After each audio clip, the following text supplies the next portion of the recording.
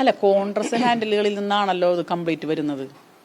അത് പിന്നെ സ്വാഭാവികമായിട്ട് അവരത് ഏറ്റെടുക്കില്ലല്ലോ. ഞങ്ങളാണിത് ഉണ്ടാക്കിയത് എന്ന് പറയൂ ആരെങ്കിലും. പക്ഷേ അത് പറഞ്ഞു എന്നോട്. അതുപോലെ തന്നെ ഒരു ബോംബ്, നിങ്ങൾ ആ വാക്ക് വേറെ എവിടെയെങ്കിലും കേട്ടിട്ടുണ്ടോ? നിങ്ങൾ പരിശോധിച്ചാൽ മതി. ഒരു ബോംബ് വരുംന്ന്, ഹൂ കെയേഴ്സ് എന്ന് പറഞ്ഞപ്പോൾ നിങ്ങൾക്ക് ആൾ മനസ്സിലായില്ലേ എന്ന് പറഞ്ഞതുപോലെ ഒരു ബോംബ് വരും എന്ന് എന്നോട് കോൺഗ്രസ്സുകാരനായിട്ടുള്ള ഞങ്ങളുടെ ഒരു സുഹൃത്ത് പറഞ്ഞപ്പോൾ നിങ്ങൾ ബാക്കി എടുത്താൽ മതി. പിന്നെ ഈ പോസ്റ്റർ ആദ്യം വരുന്നത് ഇവിടുത്തെ കോൺഗ്രസിന്റെ സോഷ്യൽ മീഡിയ കൈകാര്യം ചെയ്യുന്ന ഗോപാലകൃഷ്ണൻ എന്ന് പറയുന്ന പെരുമ്പടനക്കാരനായ ആളുടെ ഫേസ്ബുക്കിൽ നിന്നാണ്. നിങ്ങളത് പരിശോധിക്കൂ. അതിനുശേഷം പിന്നെ വന്നിട്ടുള്ള എല്ലാ മ്ലേച്ഛത്തരങ്ങളും, ഞാൻ പറഞ്ഞ ഇവർക്ക് മനസ്സിലാവണില്ലേ, ഇവരിത് എഴുതുമ്പോൾ ഇവരെയാണ് റിവീൽ ചെയ്യുന്നത് എന്നുള്ള ബോധം പോലും ഇവർക്കില്ലേ? ഇല്ലേ? നമ്മുടെ ശരീരത്തെക്കുറിച്ച്, നമ്മുടെ ശരീരാവയവത്തെക്കുറിച്ച് ഇവർക്ക് എന്താ ധാരണ? ഏതെങ്കിലും ശരീരത്തിൽ ഏതെങ്കിലും ഒരു അവയവം മോശമായതുണ്ടോ നിങ്ങൾ വിചാരിക്കുന്നുണ്ടോ? എന്തെല്ലാം വൾഗാരിറ്റിയാണ് എഴുതി പിടിപ്പിക്കുന്നത്.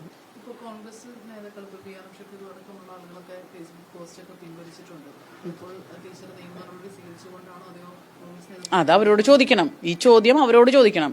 എനിക്ക് നേരിട്ടൊരു പ്രശ്നത്തെ ഇന്ത്യയിലെ നിയമം അനുസരിച്ച് എനിക്ക് എൻ്റെ പ്രസ്ഥാനം തന്നിട്ടുള്ള ഇത്രയും കാലത്തെ പ്രവർത്തനത്തിന്റെ ഭാഗമായി എനിക്ക് തന്നിട്ടുള്ള ഒരു കരുത്തുണ്ട്, ഒരു മെന്റൽ എബിലിറ്റി ഉണ്ട്. അതുപയോഗിച്ച് നിയമപരമായി എനിക്ക് ചെയ്യാവുന്ന കാര്യം ഞാൻ ചെയ്യുന്നു.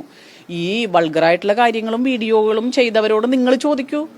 ഇല്ലേ? താങ്കൾക്ക് എവിടെ നിന്ന് കിട്ടി? താങ്കൾ ഈ ഫുട്ബോൾ കമന്ററി പോലെ ചെയ്ത കാര്യം ടീച്ചറുടെ വീടിന്റെ മുന്നിൽ വെച്ചാണോ?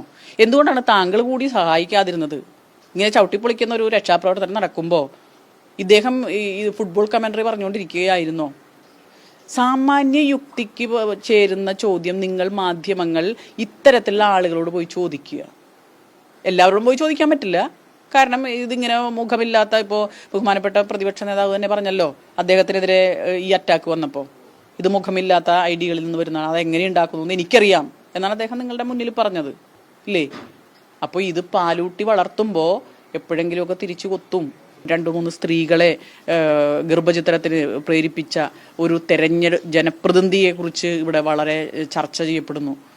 അദ്ദേഹത്തിനെ എങ്ങനെ കൈകാര്യം ചെയ്യണം, നിയമപരമായി എങ്ങനെ കൈകാര്യം ചെയ്യണം എന്ന് രൂക്ഷമായി ചർച്ച നടക്കുന്ന സന്ദർഭത്തിൽ അതിനെ മറയ്ക്കാൻ വേണ്ടി എന്നൊരു വേറൊരു സ്ത്രീയെ പിടിച്ച് എന്തെങ്കിലുമൊക്കെ പ്രചരിപ്പിച്ച് കളയാം, അങ്ങനെ ഞങ്ങൾക്ക് രക്ഷപ്പെടാൻ പറ്റും എന്ന ഒരു വളരെ സില്ലി ആയിട്ടുള്ള ഒരു ചിന്തയിൽ നിന്ന് വരുന്നതാണ്. സില്ലി തിങ്കിങ് ആണ്, വളരെ ലോ ലെവൽ തിങ്കിങ്.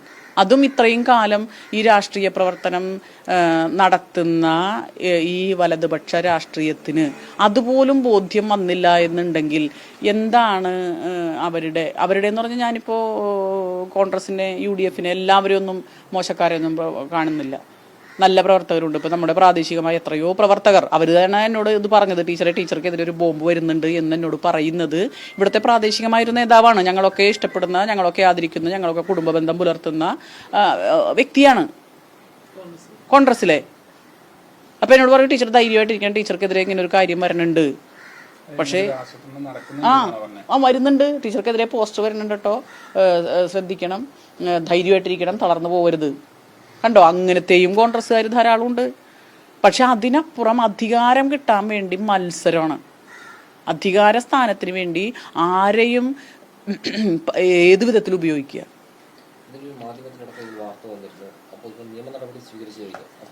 നിയമ നടപടി സ്വീകരിച്ചു കഴിഞ്ഞു.